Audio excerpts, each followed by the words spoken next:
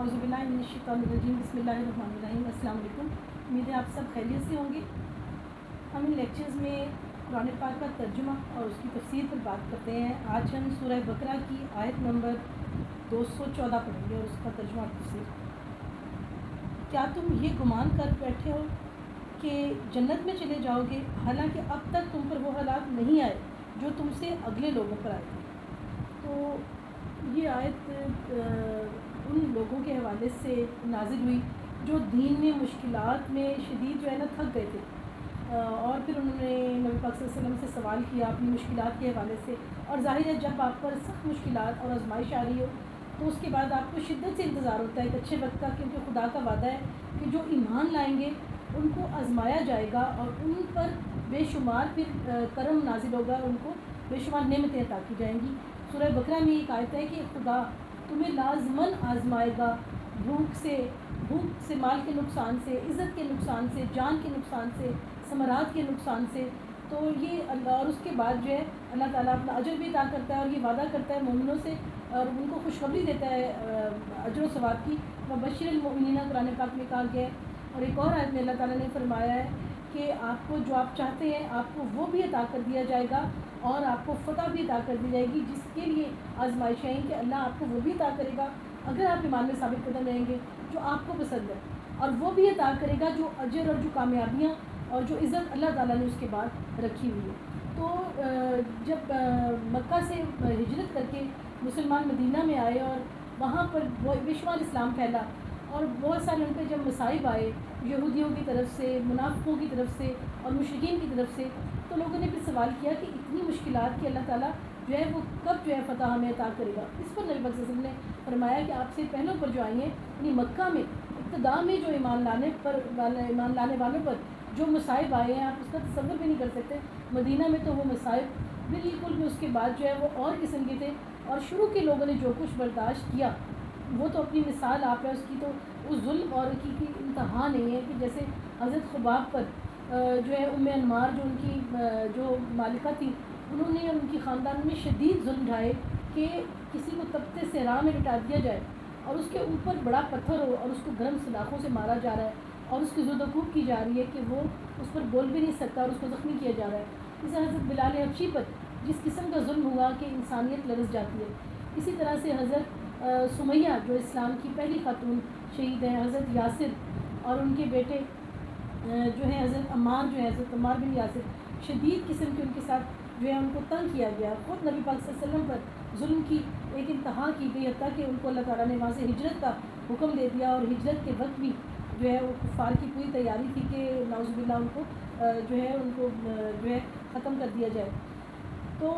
वो फिर इसके लिए ये नाजिल हुई कि जो हालात पहलों पर आए हैं और उसके अलावा जो पहले अंबिया और पहली कौमों पर आए। नबी पाक सल्लल्लाहु अलैहि वसल्लम की एक हदीस है कि इससे पहले लोगों पर इस हद तक आजमाइश आई कि उन्हें सर से पाँव तक आरे से चीरा गया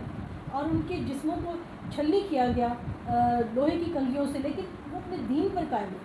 आप हज़रत मूसा अलैहिस्सलाम को एक ही मिसाल लें तो उनकी कौम पर किस किस किस्म के अजाब है, ताउन का अजाब है, बीमारियों का आया, और जो है ये उन पर तरह तरह की बीमारियाँ फिर आई, उन्हें बीमारियाँ और मुसीबतें पहुँची, यहाँ तक कि वो झंझोड़े गए और कि रसूल और उसके साथ ईमान लाने वाले कहने लगे कि अल्लाह की मदद कब आएगी। तो जब उन पर इतनी मुश्किलात आई और फिर उनको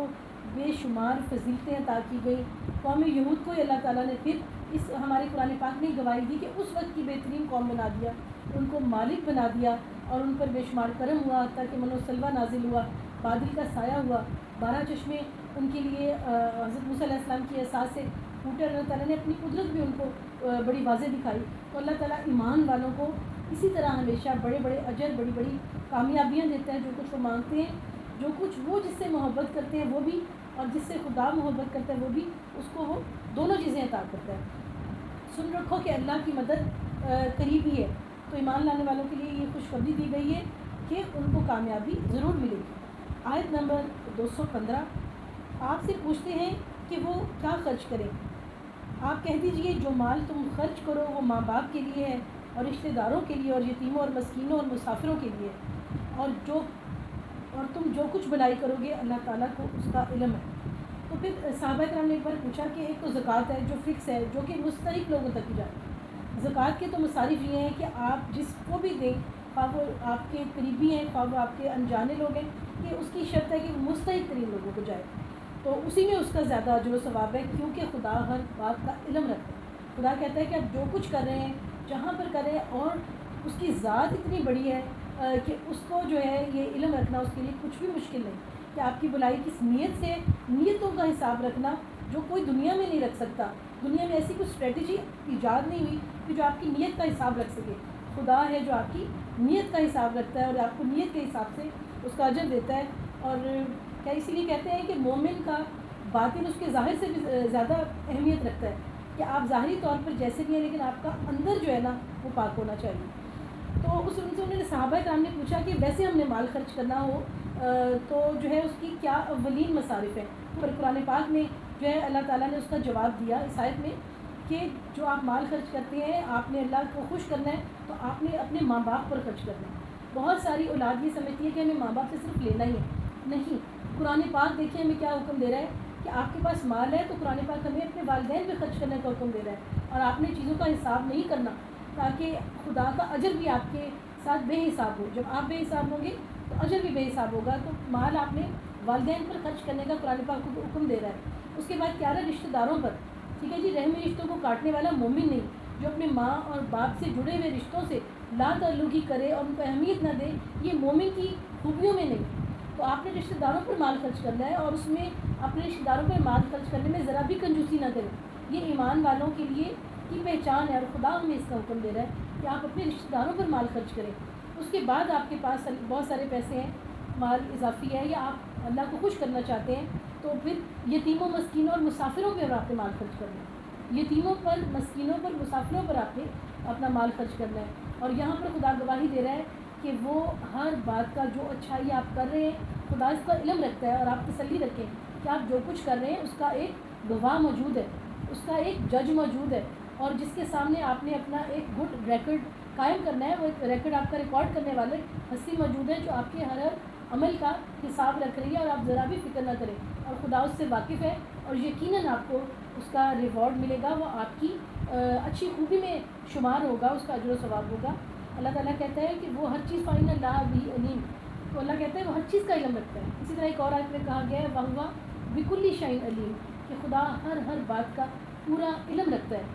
اس لیے ہمیں